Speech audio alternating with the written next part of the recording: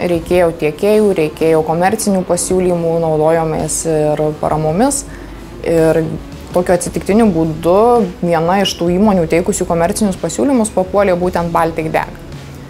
Ir gal sunku vienareikšmiškai atsakyti, kodėl mes likom su jais. Kažkas turbūt patraukė, gal viskas atrodė labai patogu, labai paprasta, aišku, sklandu.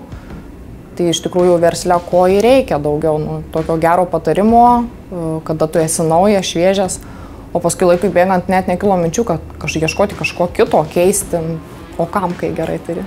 Svarbiausias momentas turbūt absoliučiai nei vienas šiuolaikinis servisas neapsieis be geros diagnostikos. Čia yra labai svarbu. Čia yra didžioji dalis sėkmingo darbo, gerai diagnozuoti gedimą, nes jeigu suklysi, skaudžios pasiekmės gali būti. Tai jo, diagnostika pagrindinė buvo įranga, nuo kurios ir pradėjom, viena iš pirmųjų. Tai labai gerai mums patarė dėl jos, atsižvelgė į mūsų poreikius Baltic Deg. Buvom ir išklausinėti, iškamantinėti, ką mes ruošiamės daryti, kaip mes ruošiamės daryti, su kuo, kiek mums reikės. Tokie įvairūs dalykai ir smagu, kai atsižvelgia į tavo poreikius, gal net užbėga įvykiams už akių, daugiau už tave žino, į ką reikia atkreipti dėmesį. Tai vat ir užvedė ant kelio ir suteikė ir konsultacijas ir parekomendavo, įsigijom, naudojam, kada reikia atsinaujinam, pasipildom.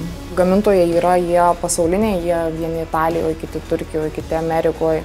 Ir su juo kiekvienu sukontaktuoti ir įsiaiškinti tuos svarbius esminius momentus yra sudėtinga, ne visada jie supranta, ko tu klausi, ko tu nori, nepaisant mūsų sklandžios anglų kalbos, o kada yra vienas tiekėjas tarpininkas, jis jau viską įsiaiškinęs, jis jau viską žino.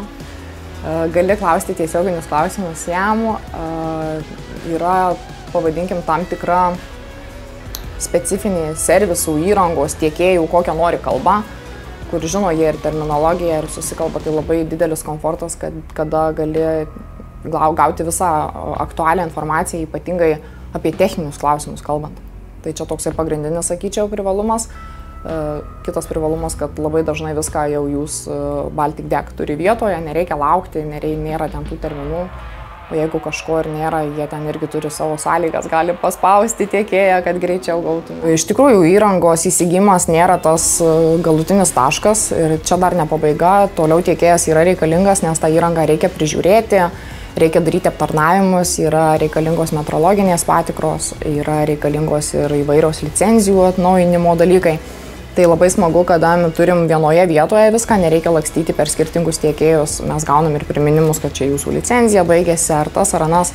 Aptarnavimams ir priežiūrai yra reikalingos ir įvairios dalys, skysčiai, įrangos, daug įvairių dalykų reikia. Tai irgi smagu turėti viską vienoje vietoje, gauti greitai čia ir dabar, kada tau to prireikia.